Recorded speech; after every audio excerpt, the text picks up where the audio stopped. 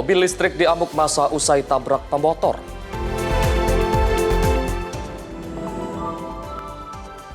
Stimulus ekonomi semester 2 2026 capai 26,34 triliun rupiah.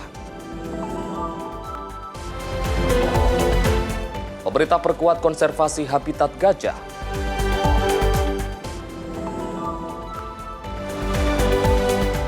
Tujuh 70% jemaah haji Indonesia telah tiba di tanah air.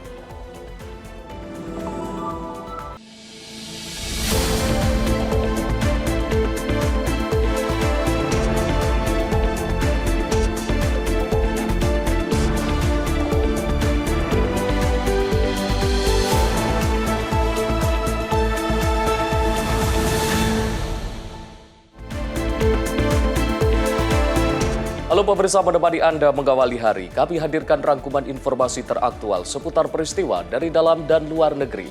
Bersama saya Arif Rifai, inilah Menyapa Indonesia Pagi.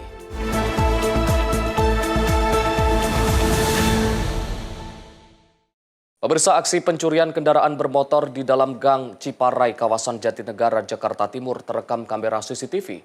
Pelaku yang berjumlah 2 orang beraksi di siang hari di pemukiman padat penduduk.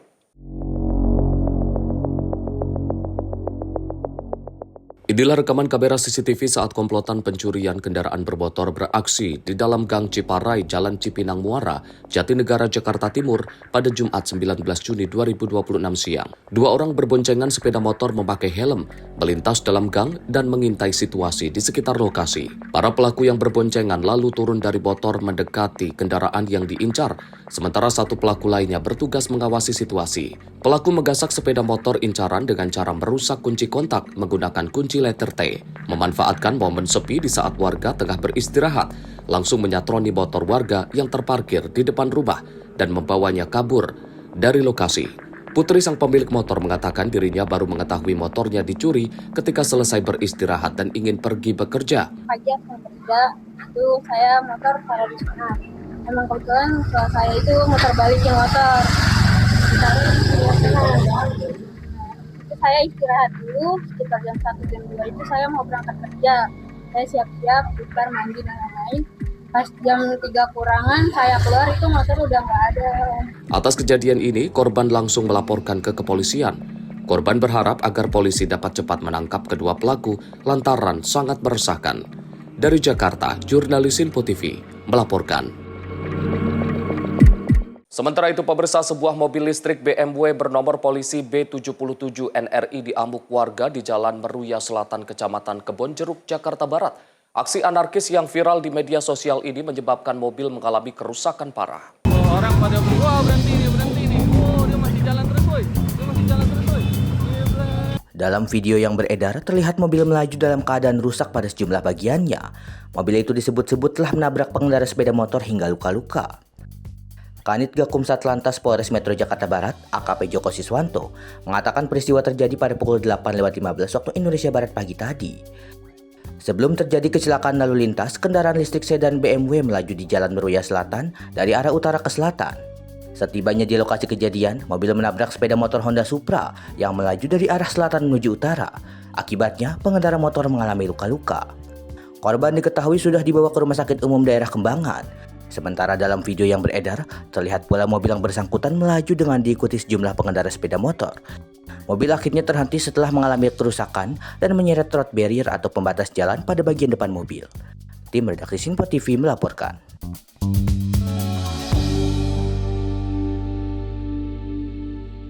Dua remaja tewas dan 1 orang lainnya luka bakar akibat kebakaran yang melalap rumah warga di Desa Kadongdong, Kecamatan Banjarwangi, Garut, Jawa Barat, Minggu 21 Juni 2026. Korban tewas terbakar karena tertidur pulas saat rumahnya dilalap si jago merah subuh hari. Inilah detik-detik video amatir warga yang merekam si jago merah melahap rumah di Kecamatan Banjarwaringin, Garut, Jawa Barat pada Minggu 21 Juni 2026. Peristiwa kebakaran ini terjadi di Kampung Kadongdong, Desa Kadongdong, sekira pukul 04.30 waktu Indonesia Barat. Api diduga berasal dari konsleting listrik yang terjadi di lantai 2 bangunan. Dalam waktu singkat, api menjalar ke berbagai ruangan saat para penghuni tengah tertidur pulas. Sejumlah penghuni berhasil menyelamatkan diri keluar dari rumah, namun naas 2 orang lainnya terjebak dalam kobaran api dan dinyatakan tewas di tempat. Berdasarkan hasil identifikasi aparat setempat, jumlah korban dalam insiden ini berjumlah 3 orang, 1 alami luka-luka dan 2 lainnya tewas terbakar. Kebakaran yang terjadi pada pukul 4.30 di Kampung Kadongdong, Desa Kadongdong, dengan mengakibatkan korban meninggal dunia, ada 2 orang korban meninggal dunia serta ada 1 korban luka-luka, dan diduga api berasal dari hubungan pendek arus listrik yang berawal dari atap rumah. Untuk korban diidentifikasi ada 3 korban yang mengalami dalam kejadian ini, yang 1 korban luka-luka dan segera langsung dilarikan ke Puskesmas Banjarwangi, dan yang 2 korban teridentifikasi meninggal dunia. Petugas bersama pihak terkait masih melakukan pendataan kerugian material dan menyelidiki lebih lanjut terkait penyebab pasti kebakaran.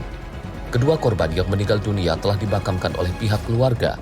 Adapun korban yang mengalami luka bakar saat ini masih menjalani perawatan dan pemantauan intensif oleh tim medis. Dari Garut, Jawa Barat, jurnalis Info TV melaporkan. 2 orang ibu rumah tangga diamankan warga setelah terpergok mencuri 100 renceng sampo, belasan liter minyak goreng hingga kopi di toko grosir di Kecamatan Kemiling, Bandar Lampung. Dari pemeriksaan petugas, kedua pelaku merupakan residivis kasus serupa. Kamera CCTV di sebuah toko grosir di kawasan Kemiling, Bandar Lampung, merekam aksi 2 ibu rumah tangga saat melakukan pencurian. Kedua pelaku berinisial IR, warga Bandar Lampung, dan ROS, warga Pringsewu ini terlihat berpura-pura menjadi pembeli untuk mengambil sejumlah barang dagangan. Saat karyawan sibuk melayani pelanggan yang ramai, barang-barang ini dipindahkan ke dalam kendaraan yang sudah disediakan pelaku lainnya di luar lokasi. Setelah menyadari kehilangan barang, pemilik toko beserta warga langsung mengamankan 2 pelaku, kemudian menyerahkannya ke polisi. Sementara 1 pelaku lainnya melarikan diri. Dari hasil pemeriksaan, polisi menyebut keduanya merupakan residivis kasus serupa yang sudah berulang kali melakukan aksi pencurian dengan modus yang sama. Barang bukti yang diamankan antara lain 100 renteng sampo, 12 liter minyak goreng, kopi, dan sejumlah pakaian dengan total kerugian mencapai 3 juta rupiah. Untuk aksinya, kebetulan pelaku ini bertiga, yang 1 supir. Untuk pada saat melakukan pengutilan atau pencuriannya itu, mereka berdua, yaitu saudari IR dan saudari ROS. 2 orang pelaku ini sudah melakukan untuk di Bandar Lampung ini. Yang pertama yaitu tadi sudah dijelaskan juga oleh Bapak Kapolres, bahwasanya ada salah satu pelaku berinisial ROS pernah melakukan juga atau pernah melaksanakan kegiatan tersebut, yaitu di daerah Kedaton, yaitu MBK. Untuk yang kedua yaitu di Kemiling, pada saat ini yang kami laksanakan penangkapan yaitu di Toko Gali. Hingga kini polisi masih mengembangkan kasus ini untuk mengetahui kemungkinan adanya pelaku lain yang turut terlibat. Sementara kedua pelaku bakal dijerat dengan pasal 477 KUHP dengan ancaman pidana penjara 7 tahun. Dari Bandar Lampung, Immanuel Simorangkir, kontributor Info TV, melaporkan. Petugas kepolisian mengamankan puluhan orang di arena judi sabung ayam di salah satu rumah di wilayah Makassar, Sulawesi Selatan. Petugas menetapkan 6 orang sebagai tersangka dan menyita ayam aduan, uang tunai, serta perlengkapan arena sebagai barang bukti. Aparat unit Jatantras bersama Samapta Polrestabes Makassar menggerebek rumah yang dijadikan arena judi sabung ayam di wilayah Kecamatan Tamalanrea, Makassar, Sulawesi Selatan. Petugas mendapati puluhan orang yang datang dari berbagai daerah di Sulawesi Selatan dalam penggerebekan ini. Selain itu, petugas juga menyita beberapa ekor ayam lengkap dengan perlengkapan arena aduan serta uang tunai senilai 5 juta rupiah. Puluhan orang beserta barang bukti kemudian dibawa menggunakan mobil patroli ke Mapolrestabes Makassar untuk menjalani pemeriksaan lebih lanjut. Dari 52 orang yang diamankan, 6 diantaranya kini telah ditetapkan sebagai tersangka. Mereka adalah AL, pemilik rumah, kemudian A, seorang petani, S, ST, dan H, yang berprofesi sebagai wira swasta, serta I yang merupakan buruh harian. Tanggal 18 Juni 2026 sekitar pukul 21 sampai pukul 23.30 anggota kami unit Jatanras itu melakukan penggerebekan terkait tindak pidana perjudian, di mana perjudian itu menggunakan sarana ayam, jadi biasa dikatakan bahwa judi sabung ayam. Kalau di sini barang bukti yang kita sita itu adalah 2 ekor ayam, terus 6 buku catatan register dan dalam permainan, uang tunai kurang lebih 5 juta, 3 buah tempat arena, dan 2 buah timer digital. Waktu artinya timer digital itu membatasi waktu pertandingan. Aktivitas judi sabung ayam ini diketahui dikoordinasikan melalui grup WhatsApp untuk menentukan jadwal dan lokasi permainan. Atas perbuatannya, para tersangka dijerat pasal 426 ayat 1 Undang-Undang Nomor 1 Tahun 2023 tentang KUHP dengan ancaman hukuman paling lama 3 tahun penjara.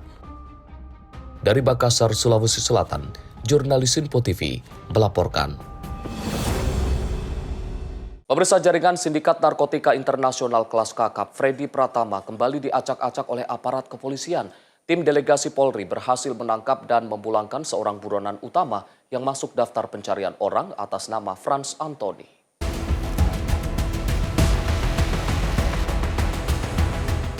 Frans Antoni bukanlah anggota biasa, melainkan sosok vital yang menjadi otak operasional sekaligus pengendali keuangan aliran dana haram milik Freddy Pratama.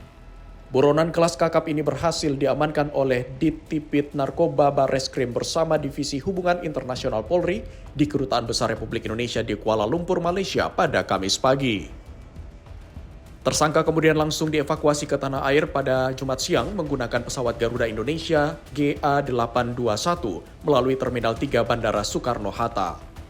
Proses pemulangan ini menggunakan surat perjalanan laksana paspor karena tersangka diketahui masuk ke Malaysia secara ilegal tanpa identitas resmi. Sebelum tertangkap, Frans Antoni sempat menjadi buronan sejak November 2023. Ia berpindah-pindah tempat di Thailand selama 2 tahun dengan bantuan warga negara asing sebelum akhirnya menyeberang ke Malaysia. Dalam perannya sebagai pengendali keuangan sindikat, Frans Antoni membantu mencuci uang hasil bisnis haram ini melalui money changer ilegal hingga menggunakan aset kripto. Tercatat sejak tahun 2017 hingga 2023, tersangka telah ratusan kali menyelundupkan uang dari Indonesia ke Thailand dengan nilai minimal 1 miliar rupiah per 1 kali penerbangan. Kata nama Frans Antoni, selama melarikan diri, menurutnya berpindah-pindah tempat di negara Thailand. Dalam pelariannya, Frans Antoni dibantu oleh orang-orang suruhan dari jaringan Freddy Pratama yang merupakan warga negara Thailand. Frans Antoni juga sempat berpindah di beberapa tempat. Kami monitor daerah Pat Hanakan. Pat Hanakan ini merupakan daerah cukup elit di Kota Bangkok, Thailand. Sampai akhirnya menetap kurang lebih hampir selama 2 tahun di daerah Narasiri, Thailand. Frans Antoni juga dibantu oleh orang-orang suruhan dari Freddy Pratama pada saat memasuki wilayah Malaysia secara ilegal. Sebelum akhirnya berhasil diamankan oleh tim delegasi Polri di Kuala Lumpur. Peranan Frans Antoni, dia merupakan pengendali keuangan, kemudian pengendali lapangan, pengendali operasional dari sindikat narkotika pimpinan Freddy Pratama, di mana Freddy Pratama sendiri merupakan bandar narkoba yang sudah beroperasi sejak tahun 2009, yang mengendalikan peredaran narkotika pada kota-kota besar di Pulau Sumatera, Jawa, Kalimantan, dan Sulawesi. Kini tersangka yang juga merupakan residivis kasus narkoba ini sudah berada di Barreskrim Polri untuk menjalani pemeriksaan intensif. Polisi akan terus mendalami aliran dana jaringan ini guna memburu sang bandar besar, Freddy Pratama, yang masih berada dalam status Red Notice internasional. Dari Jakarta, Dio Malau, Sinpo TV melaporkan.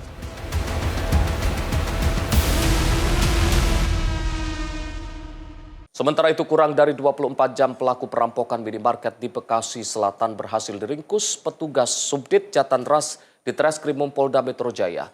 Aksi pelaku yang sempat menodongkan korban dengan pistol yang ternyata merupakan korek api itu sempat viral di media sosial.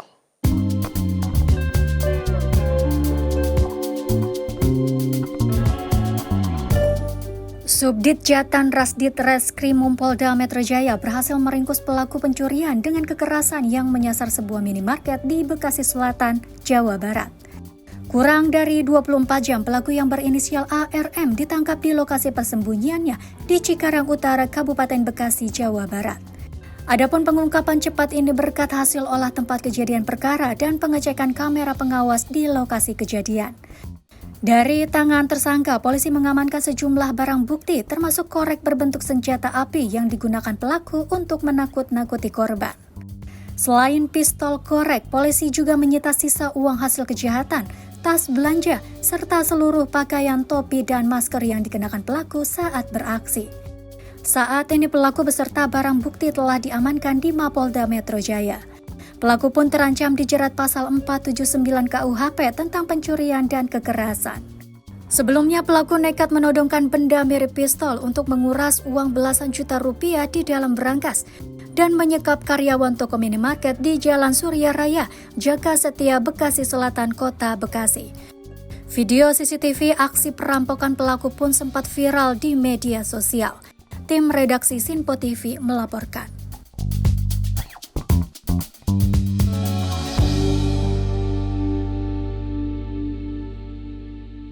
Pemirsa, pasangan suami istri diamankan warga usai tertangkap tangan mencuri sepeda motor di Kampung Bulak Klender, Duren Sawit, Jakarta Timur, Sabtu 20 Juni 2026 malam.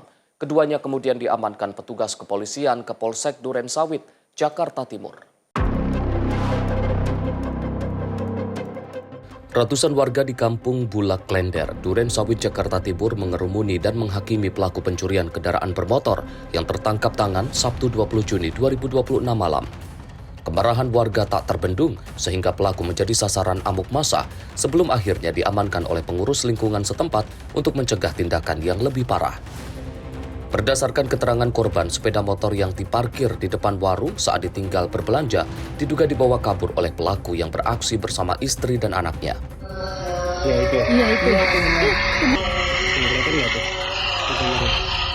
Aksi pelaku berhasil digagalkan setelah warga mengetahui kejadian dan segera melakukan pengepungan hingga pelaku berhasil ditangkap.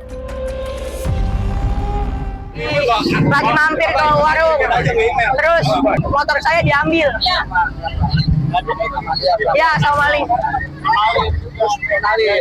Ya. Motor apa yang hilang? Motor Vario hitam 125. Dia berapa orang? 3 orang. Suami, istri, sama anak. Tiba-tiba saya keluar sekitar 1 jam setelah motor diambil, itu motor udah nggak ada. Petugas kepolisian datang dan mengamankan pelaku bersama istri dan anaknya ke Polsek Duren Sawit, Jakarta Timur guna menjalani pemeriksaan dan proses hukum. Dari Jakarta, jurnalis Sinpo TV melaporkan. Kita beralih ke informasi lain. Pemirsa, seorang pendaki yang mengalami hipotermia saat berkemah di Gunung Kayu 1, Desa Batu Merah, Kota Ambon berhasil dievakuasi tim SAR gabungan pada Minggu pagi. Korban yang merupakan mahasiswa Universitas Patimura itu ditemukan dalam keadaan selamat dan langsung dievakuasi ke rumah sakit untuk mendapatkan penanganan medis.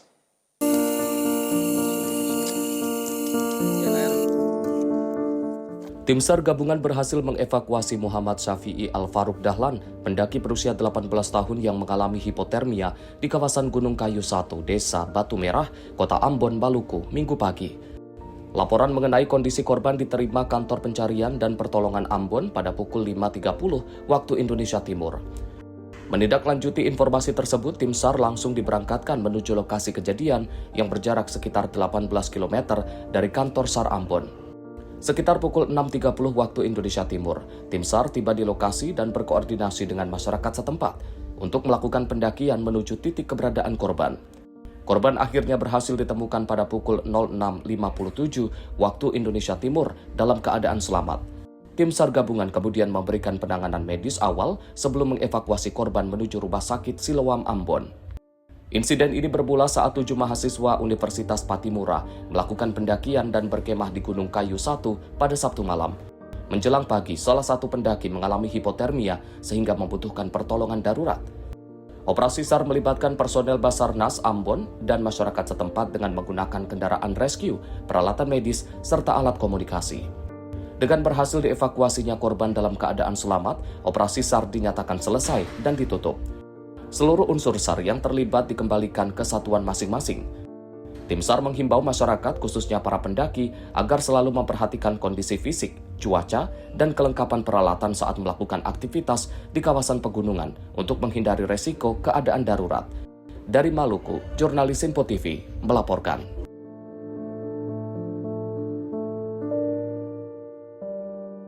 Pemirsa, Presiden Prabowo minta perbaikan kompetisi demi timnas ke Piala Dunia. Simak informasinya usai jeda. Menyapa Indonesia Pagi, segera kembali.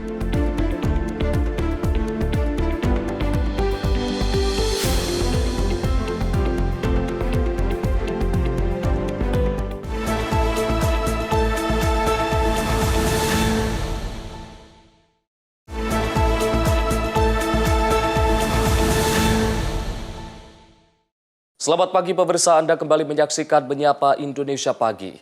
Presiden Prabowo Subianto menekankan perbaikan kompetisi sepak bola nasional untuk meningkatkan kualitas timnas. Arahan tersebut disampaikan agar Indonesia mampu melahirkan timnas yang lebih kuat dan berpeluang lolos ke Piala Dunia. Menteri Sekretaris Negara Prasetyo Hadi menyampaikan pemerintah menaruh perhatian besar terhadap pengembangan sepak bola nasional, termasuk pembenahan kompetisi dan persiapan agenda internasional seperti FIFA Series 2027. Hal tersebut disampaikan Mensesnek usai Presiden Prabowo Subianto menerima Menteri Pemuda dan Olahraga Erick Thohir serta pelatih Timnas Indonesia John Herman di kediamannya Padepokan Garuda Yaksa, Hambalang, Bogor, 19 Juni lalu. Pertemuan tersebut membahas langkah strategis untuk mempersiapkan Timnas Indonesia agar mampu tampil di Piala Dunia. Menurutnya, seluruh upaya tersebut diarahkan untuk membangun tim nasional yang lebih kuat dan kompetitif. Nah, sebagaimana kita ketahui kan kebetulan ini sudah jalan hampir 1 minggu lebih ya, pesta Piala Dunia 4 tahunan. Tadinya memang kita betul-betul berharap timnas kita bisa lolos tahun ini, namun sementara masih belum. Ya kalau boleh berpesan tentunya mari kita seluruh rakyat Indonesia setiap menikmati pertandingan sambil berdoa dan berharap dan menumbuhkan keyakinan bahwa suatu saat nanti timnas Indonesia harus bisa berlaga di Piala Dunia. Tentunya kan kalau kita memiliki keinginan lolos ke Piala Dunia, tentunya kita harus mempersiapkan diri dengan jauh lebih matang.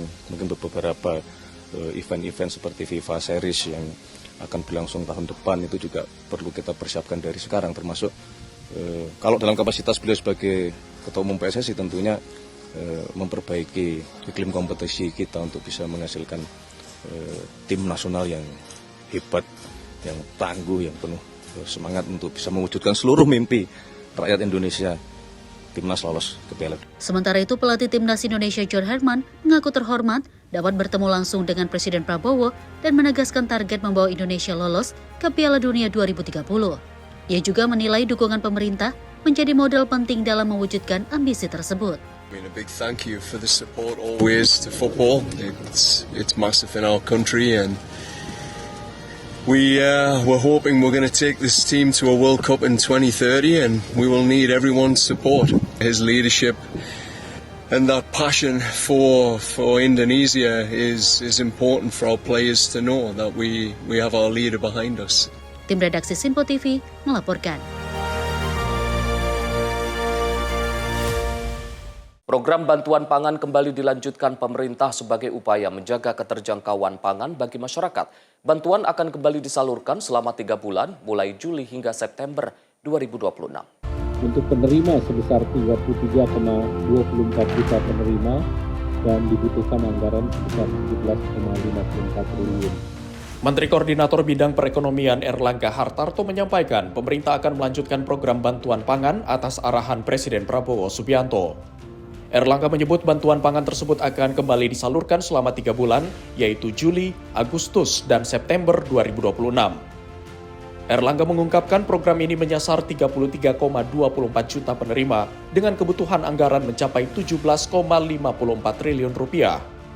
Selain bantuan pangan, pemerintah juga menyiapkan berbagai stimulus lain, termasuk insentif transportasi, serta program magang dan vokasi. Adapun total stimulus perekonomian yang dikucurkan pemerintah pada semester 2 2026 mencapai 26,34 triliun rupiah. Terkait dengan bantuan pangan, ini pemerintah sudah atas arahan Bapak Presiden, Pak Presiden Prabowo mengarahkan untuk ini dilanjutkan untuk 3 bulan kemudian yang dimulai lagi bulan Juli, Agustus, September untuk penerima sebesar 33,24 juta penerima dan dibutuhkan anggaran sebesar 17,54 triliun. Jadi total stimulus yang dikeluarkan oleh pemerintah untuk di semester kedua ini nilainya sekitar 26,34 triliun rupiah. Stimulus insentif transport sekitar 2,04 triliun, anggaran magang dan vokasi sekitar 6,26 triliun, dan bantuan pangan sebesar 18,04 triliun. Dari Jakarta, Jihan Nabila, Mutia Anggiani, Sinpo TV melaporkan.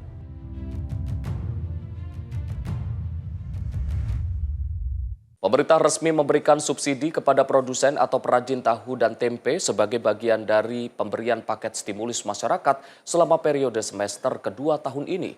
Menteri Koordinator Bidang Perekonomian Erlangga Hartarto mengatakan pemberian subsidi diberikan sebesar Rp2.000 per kilogram dari setiap produksi dengan kuota hingga mencapai 250.000 ton.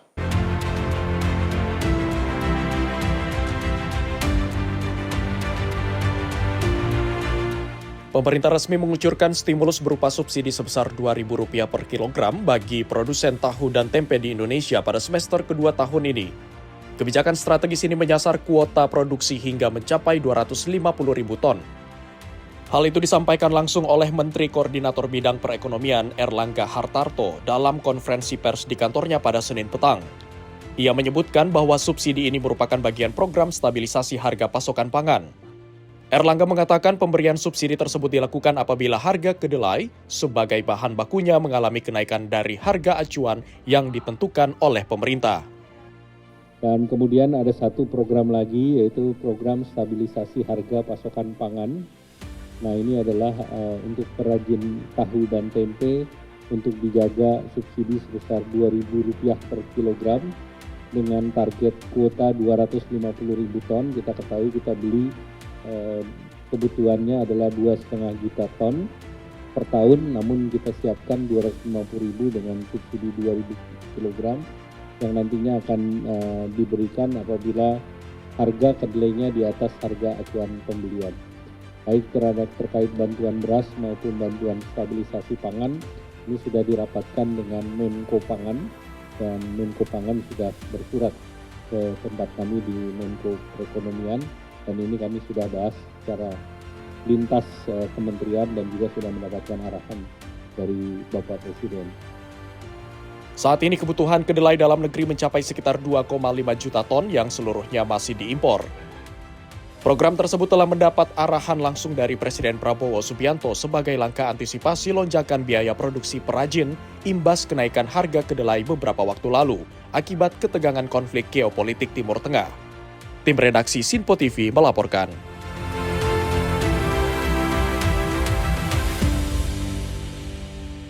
Wakil Presiden Gibran Rakabuming Raka menanam bibit kakao unggulan di Manokwari Selatan, Papua Barat. Kegiatan ini menjadi bagian dari upaya pemerintah mempercepat rehabilitasi perkebunan kakao dan mendorong Papua Barat menjadi salah satu sentra kakao nasional.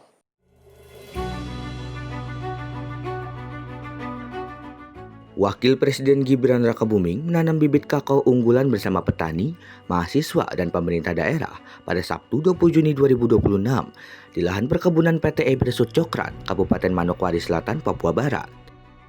Bibit yang ditanam merupakan kakao klon Trinitario varietas unggulan dan menjadi simbol dimulainya percepatan program rehabilitasi kebun kakao tahun 2026.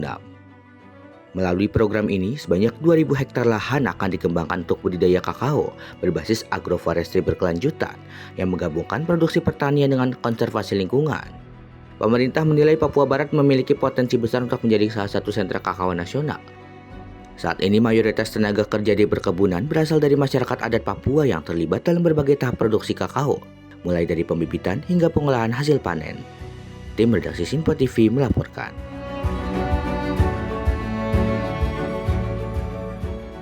Menteri Koordinator Pangan Zulkifli Hasan menyoroti perihal permasalahan sampah yang saat ini masih menimbulkan persoalan. Zulhas mengatakan pemerintah menargetkan sekitar 80% permasalahan sampah dapat diselesaikan pada tahun 2029 mendatang. Menteri Koordinator Pangan Zulkifli Hasan menjelaskan pemerintah akan melakukan percepatan pembangunan fasilitas pengolahan sampah, pengelolaan terkelola, hingga gerakan pemilihan sampah rumah tangga. Pasalnya, persoalan sampah di Indonesia saat ini masih menimbulkan berbagai persoalan. Zulhas mengatakan pemerintah juga tengah mempercepat pembangunan fasilitas pengolahan sampah menjadi energi. Nantinya untuk sampah organik akan didaur ulang menjadi energi atau listrik, sedangkan sampah organik yang basah diolah menjadi pupuk atau pakan ternak. Jadi memang sampah ini kan masalah kita ya. Sudah 80 tahun lebih kita merdeka masih menimbulkan masalah yang besar. Kita bisa selesaikan asal kita bersama-sama. Oleh karena itu kita sudah bagi yang darurat seperti Bantar Gebang ada 71 kota, itu kita akan selesaikan paling lambat 2028 melalui teknologi yang kita sebut insinerator ya. Sampah diubah jadi listrik. Itu 2028 kita akan selesaikan. Nah, sekarang seperti gedung-gedung yang dikelola seperti MPR, DPR, pasar, mall, kantor-kantor sekolah itu kita bisa selesaikan sampai tahun 2029 akan kita selesaikan semua ya. Melalui berbagai skema, ada RDF, ada pilorisis, banyak cara-caranya ya. Kemudian yang terakhir yang agak sulit itu memang rumah tangga. Nah, kuncinya itu adalah pemilahan sampah organik dan anorganik. Kalau itu sudah kita pisah, yang anorganik nanti bisa didaur ulang, bisa banyak gitu, bisa jadi energi, bisa jadi listrik dan lain-lain. Tapi yang organik, yang basah ini bisa diolah menjadi pupuk atau makanan pakan ternak dan lain-lain. Nah, maggot dan lain-lain ini bisa kita selesaikan. Nah, kuncinya adalah di pemilihan dan itu sudah dimotori oleh Gubernur DKI Pak Pram kemarin bulan lalu sudah melahirkan pergub pemilahan, dilanjutkan gerakan masif RT RW ya. Jakarta saya kira setahun 2 tahun akan selesai soal pemilahan, tinggal nanti mengangkutnya juga harus pisah. Dari Jakarta, Farizal Ahmad Amin, Simpo TV melaporkan.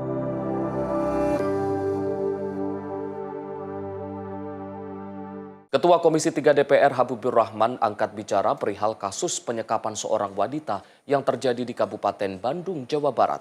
Dirinya mengecam keras atas tindakan pelaku yang dinilai merupakan pelanggaran berat terhadap kemanusiaan. Untuk bergerak cepat, usut tuntas dan buru pelaku hingga tertangkap. Jika pelaku melakukan perlawanan agar dikenakan tindakan tegas dan terukur. Wanita berinisial YTR diduga dianiaya serta disekap kekasihnya berinisial TH selama 3 tahun di kamar kosnya di wilayah Cilenyi, Kabupaten Bandung, Jawa Barat.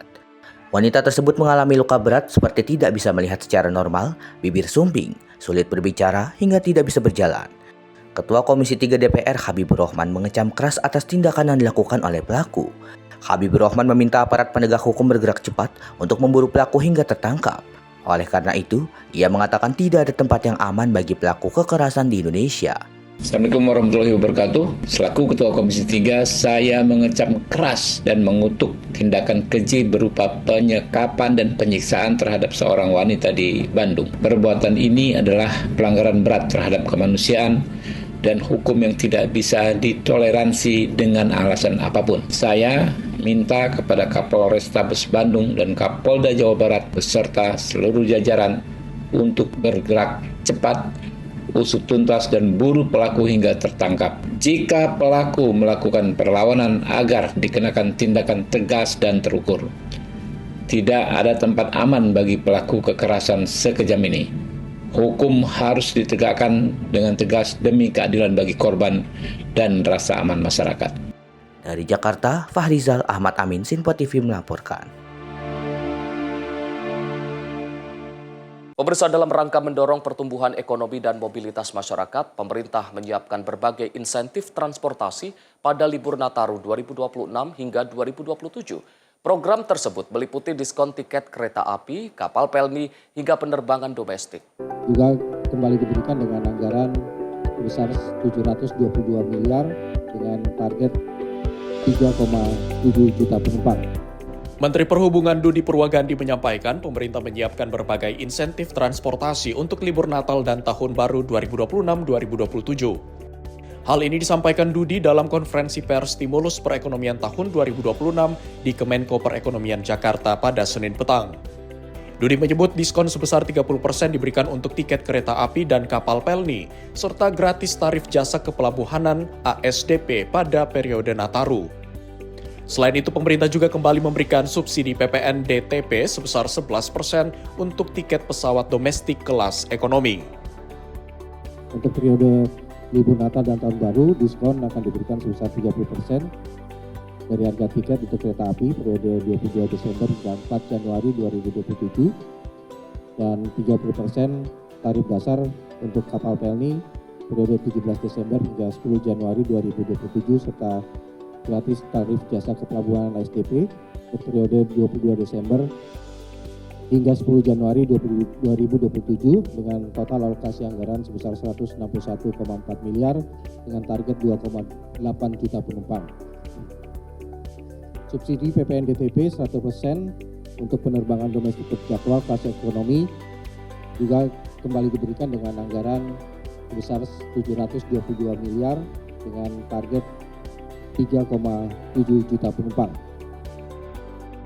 Pemerintah berharap dengan berbagai insentif transportasi yang disiapkan tersebut dapat membantu masyarakat dalam melakukan perjalanan saat libur Nataru, sekaligus mendorong peningkatan mobilitas dan pertumbuhan ekonomi nasional.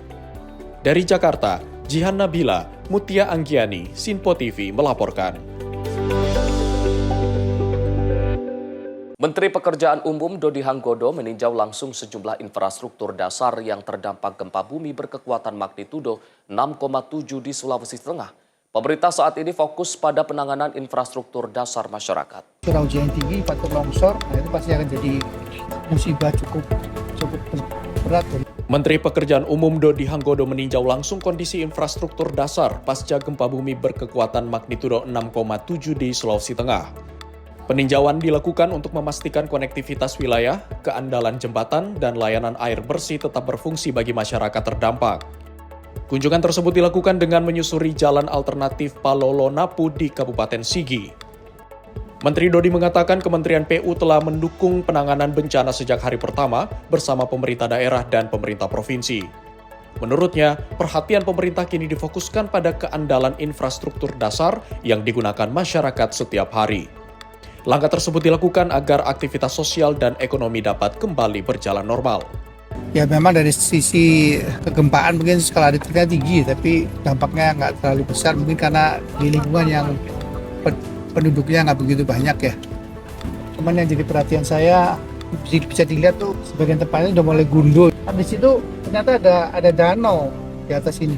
Curah hujan tinggi, faktor longsor, itu pasti akan jadi musibah cukup berat. Tim redaksi Sinpo TV melaporkan. Wakil Presiden Gibran Rakabuming meninjau Museum Kebudayaan dan Kemajuan Asmat di Kabupaten Asmat, Papua Selatan.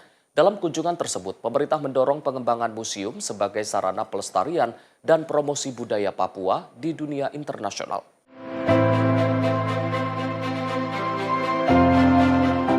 Wakil Presiden Gibran Rakabuming menelusuri berbagai ruang pameran dan koleksi ukiran khas Asmat yang menjadi warisan budaya masyarakat setempat pada Minggu 21 Juni 2026. Selama peninjauan, Gibran menunjukkan ketertarikan terhadap filosofi dan nilai budaya yang terkandung dalam berbagai karya seni ukir Asmat. Pengelola museum menyebut Wakil Presiden mendorong agar museum terus dikembangkan sebagai sarana diplomasi kebudayaan Papua kepada masyarakat nasional maupun internasional. Museum Kebudayaan dan Kemajuan Asmat diharapkan menjadi pusat pelestarian, edukasi, dan promosi budaya yang mampu memperkuat kebanggaan masyarakat terhadap warisan leluhur mereka. Kunjungan ini menegaskan komitmen pemerintah dalam mendukung pelestarian budaya lokal sebagai bagian penting dari pembangunan nasional dan penguatan identitas bangsa. Tim redaksi Sinpo TV melaporkan. Pemirsa, Badan Pembinaan Ideologi Pancasila atau BPIP mengumumkan calon paskibraka yang akan bertugas pada peringatan HUT Kemerdekaan RI tahun 2026 di Istana Merdeka Jakarta. Kepala BPIP Yudian Wahyudi menyebut seluruh tahapan seleksi dilaksanakan secara terbuka dan menjunjung tinggi prinsip nilai-nilai keadilan. Dalam rangka menyiapkan pasukan pengibar bendera pusaka atau paskibraka peringatan HUT Kemerdekaan Republik Indonesia tahun 2026, BPIP melaksanakan proses seleksi calon paskibraka secara berjenjang di seluruh Indonesia. BPIP resmi mengumumkan 76 calon paskibraka tahun 2026 yang akan mewakili 38 provinsi di Indonesia. Puluhan calon paskibraka tersebut telah melalui proses verifikasi dan seleksi dari total 119.441 pendaftar dari berbagai daerah di tanah air. Kepala BPIP Yudian Wahyudi menyampaikan, BPIP terus berupaya meningkatkan kualitas pembentukan paskibraka dari tahun ke tahun. Menurut Yudian, seluruh proses seleksi dilaksanakan melalui aplikasi transparansi paskibraka untuk memastikan setiap tahapan berjalan secara terbuka, terukur, dan dapat dipantau secara langsung. Yudian juga menegaskan seluruh proses seleksi dilaksanakan secara objektif, profesional, serta menjunjung tinggi prinsip keadilan dan akuntabilitas. BPIP senantiasa berusaha agar pembentukan paskibraka setiap tahunnya semakin baik, yaitu dengan memberikan kesempatan yang sama kepada seluruh putra-putri terbaik bangsa untuk menjadi paskibraka dengan standarisasi pembentukan paskibraka yang ditetapkan oleh BPIP. Jumlah peserta. Proses pembentukan paskibraka tahun 2026 dilaksanakan secara berjenjang, dimulai dari rekrutmen dan seleksi tingkat kabupaten kota, dilanjutkan dengan seleksi tingkat provinsi hingga verifikasi tingkat pusat. Dengan jumlah pendaftar pada aplikasi transparansi paskibraka sebanyak 119.441 peserta. Seluruh proses dilaksanakan melalui aplikasi transparansi paskibraka yang dikembangkan BPIP untuk memastikan setiap tahapan berjalan secara terukur dan dapat dipantau secara terbuka. Tahapan tersebut dilaksanakan secara transparan, objektif, profesional, serta menjunjung tinggi prinsip keadilan dan akuntabilitas. Jihan Nabila, Sinpo TV melaporkan. Pemirsa, akses penghubung yang lebih aman dan representatif kini dirasakan warga desa Tanjung Sari, Majalengka, Jawa Barat. Kehadiran jembatan ini diharapkan mampu memperlancar akses dan aktivitas ekonomi warga. Jembatan gantung perintis Garuda yang berlokasi di desa Tanjung Sari, Kecamatan Sukahaji, Kabupaten Majalengka, telah rampung dibangun dan siap dimanfaatkan masyarakat. Jembatan yang melintasi Sungai Ciyongko tersebut memiliki panjang 32 meter dan lebar 1,5 meter dengan konstruksi yang aman untuk digunakan saat musim hujan. Pembangunan jembatan gantung perintis Garuda merupakan bagian dari program pembangunan yang diinisiasi Presiden Prabowo Subianto untuk memperkuat konektivitas antar wilayah masyarakat pedesaan.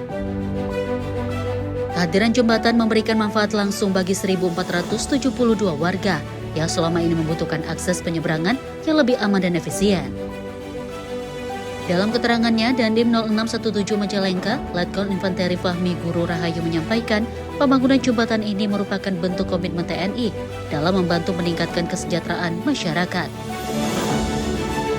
Warga pun menyambut hadirnya jembatan dengan penuh syukur dan menyampaikan terima kasih kepada Presiden Prabowo dan TNI yang telah membangun akses jembatan. Warga mengaku kini akses transportasi dan aktivitas ekonomi menjadi lebih mudah dan juga aman. Jihan Nabila, Sinpo TV melaporkan. Pembangunan infrastruktur di daerah terus didorong untuk memperkuat konektivitas dan mendukung perekonomian masyarakat di Bengkulu. Jembatan perintis Garuda di Kelurahan Taba Penanjung kini resmi rampung dan disambut antusias oleh warga. Jembatan Perintis Garuda sepanjang 120 meter yang membentang di atas Sungai Rinduhati di Kelurahan Taba, Penancung Kota Bengkulu, kini resmi selesai dibangun dan siap digunakan masyarakat. Kehadiran jembatan gantung tersebut menjadi akses penting bagi warga, khususnya untuk menuju lahan pertanian, perkebunan, dan persawahan.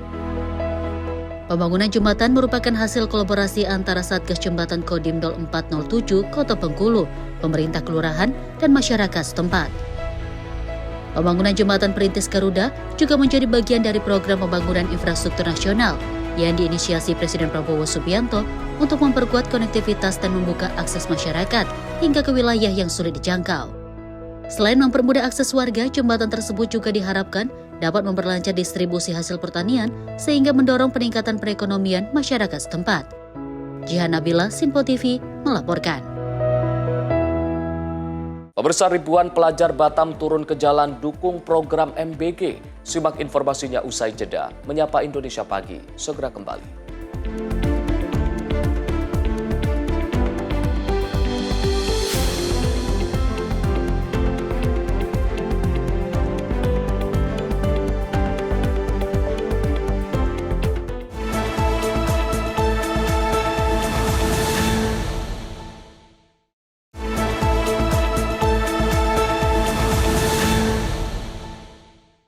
Pemirsa, Anda kembali menyaksikan Menyapa Indonesia Pagi.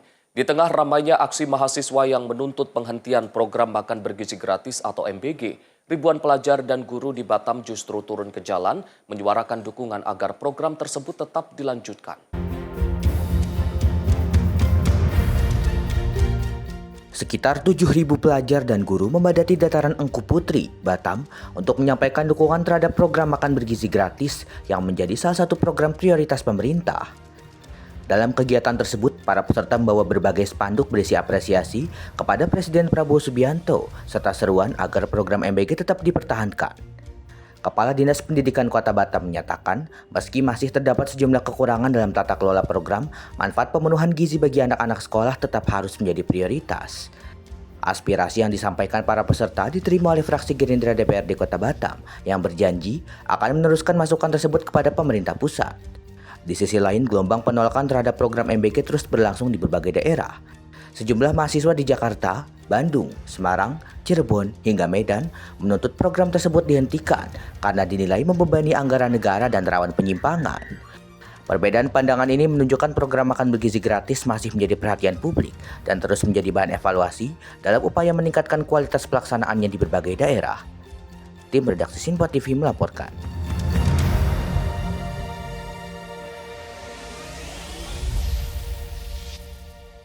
Ribuan warga yang didominasi kaum emak-emak menggelar aksi damai di Jalan Medan Merdeka Selatan, Gambir, Jakarta Pusat, Senin siang. Sambil membawa berbagai peralatan dapur, seperti panci, wajan, hingga tampah, mereka meminta agar program makan bergizi gratis terus dilanjutkan. Masa yang tergabung dalam kelompok emak muda ini memadati ruas Jalan Medan Merdeka Selatan, Gambir, Jakarta Pusat pada Senin siang. Sambil membawa sejumlah peralatan dapur, mulai dari panci, penggorengan, sendok, hingga tampah sayur. Mereka menggelar aksi damai dengan tuntutan agar program makan bergizi gratis atau MBG yang diusung pemerintahan Prabowo Gibran dapat terus berlanjut. Mereka menilai program MBG sendiri dinilai tidak hanya membantu menurunkan angka stunting pada anak, tetapi juga membuka lapangan kerja baru bagi kaum perempuan dan emak-emak. Salah satunya mempercepat undang-undang MBG. Lalu kedua, mempercepat undang-undang perampasan aset korupsi. Karena saya rakyat Indonesia, karena saya emak muda, karena kami emak-emak lebih memiliki nurani, lebih peka. Dan saat ini kalau teman-teman berpikir atau melihat banyak juga kok. Jadi jangan terlalu memojokin kebanyakan itu. Karena hari ini banyak juga yang mendukung MBG. Sehingga kami memiliki 8 tuntutan: percepatan pengesahan Undang-Undang Makan Bergizi Gratis, mempercepat pengesahan Undang-Undang Perampasan Aset Korupsi, dukungan terhadap Koperasi Merah Putih, lalu dukungan terhadap program Sekolah Rakyat, dukungan terhadap Ketahanan Pangan Nasional dan Proyek Strategis Nasional PSN, dan menjaga persatuan bangsa melawan segala bentuk provokasi. Ketujuh, evaluasi terhadap pejabat yang tidak berkompeten dan tidak mendukung percepatan program pemerintahan atau pejabat bermuka dua. Dan terakhir, dukungan terhadap berkelanjutan kepemimpinan Prabowo Gibran. Selain menyuarakan keberlanjutan program MBG, massa juga menuntut 8 poin penting. Salah satunya adalah percepatan pengesahan UU Makan Bergizi Gratis dan UU Perampasan Aset Korupsi. Mereka berkomitmen akan terus konsisten mengawal jalannya pemerintahan agar program ini bisa dirasakan secara merata di seluruh Indonesia. Dari Jakarta Pusat, Riswanto Ahmad melaporkan. Menteri Pemberdayaan Perempuan dan Perlindungan Anak Arifatul Khairi Fauzi meninjau langsung Sekolah Rakyat Terintegrasi 41 Tasikmalaya, Jawa Barat. Kehadirannya sebagai bentuk dukungan terhadap upaya menghadirkan akses pendidikan yang lebih inklusif bagi anak-anak. Menteri Pemberdayaan Perempuan dan Perlindungan Anak Arifah Fauzi meninjau Sekolah Rakyat Terintegrasi 41 Kota Tasikmalaya, Jawa Barat. Dalam kesempatan tersebut, Menteri Arifah juga berdialog langsung dengan para siswa untuk memberikan motivasi. Ia meminta seluruh peserta didik agar memanfaatkan fasilitas yang ada secara optimal dan tetap optimis dalam mengejar cita-cita. Menurutnya, kehadiran sekolah rakyat menjadi solusi nyata untuk memastikan seluruh anak Indonesia mendapatkan kesempatan yang sama dalam memperoleh pendidikan yang layak. Tak hanya itu, pemenuhan hak-hak anak baik dari segi pendidikan, kesehatan maupun gizi merupakan penentu utama kualitas para pemimpin bangsa di masa depan. Tim redaksi Sinpo TV melaporkan.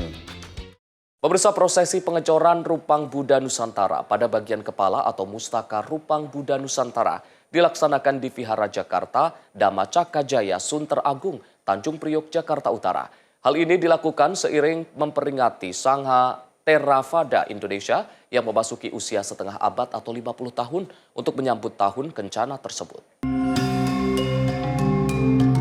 Dengan mengusung tema menapaki jalan mulia, bersumbangsi untuk negeri, Panitia Nasional menyelenggarakan berbagai kegiatan yang salah satunya adalah pengecoran Rupang Buddha Nusantara di berbagai pulau di Indonesia. Tahap pengecoran bagian kepala atau mustaka Rupang Buddha Nusantara dilaksanakan di Vihara Jakarta, Dhamma Cakka Jaya, Sunter Agung, Tanjung Priok, Jakarta Utara pada Minggu malam.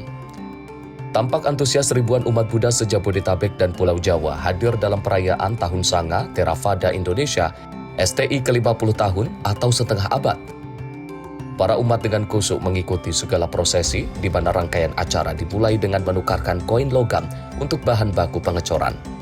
Rupang Buddha yang nantinya dirangkai hingga memiliki tinggi 5 meter ini dikenal dengan sebutan Rupang Buddha Nusantara dan nantinya akan ditempatkan di Ibu Kota Nusantara atau IKN. Diketahui pada Mei 2025, Rupang Buddha ditemukan di reruntuhan kompleks Candi Sewu. Berdasarkan temuan ini, panitia menjadikannya sebagai prototipe dalam pembuatan Rupang Buddha Nusantara dengan sikap tangan Bumi Sparsa yang memiliki makna bumi sebagai saksi dari kumpulan kebajikan. Pembuatan menggunakan prototipe ini dikerjakan seniman Sugito Sutarmin dari Amarta Art Studio. Di dalam mengisi rangkaian Tahun Kencana ini, salah satu event yang dibuat adalah pembuatan Rupang Buddha Nusantara yang dilakukan di berbagai wilayah perwakilan Nusantara.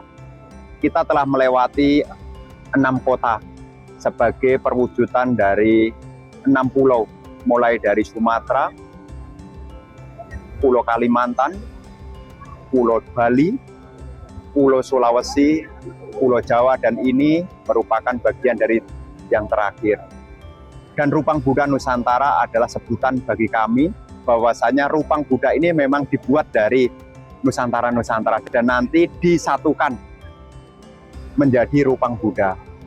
Rupang Buddha ini nanti setelah menjadi tingginya adalah 5 meter.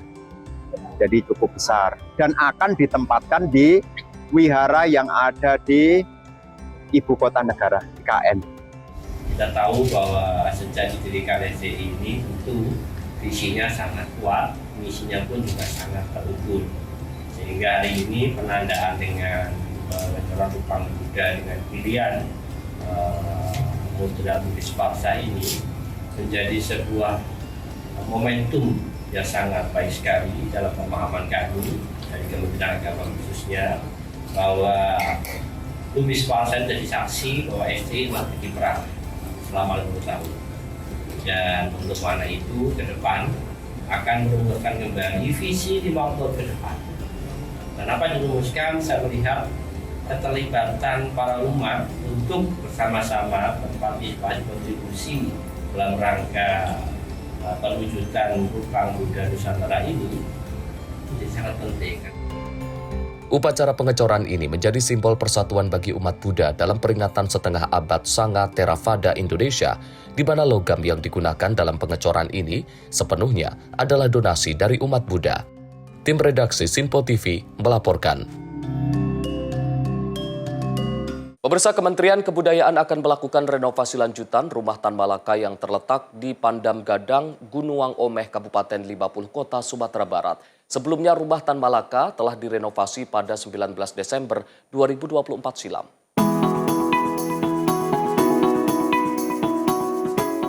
Renovasi Rumah Tan Malaka direncanakan mencakup penataan kawasan, penataan ruang pamer, serta pengembangan beberapa sudut lainnya.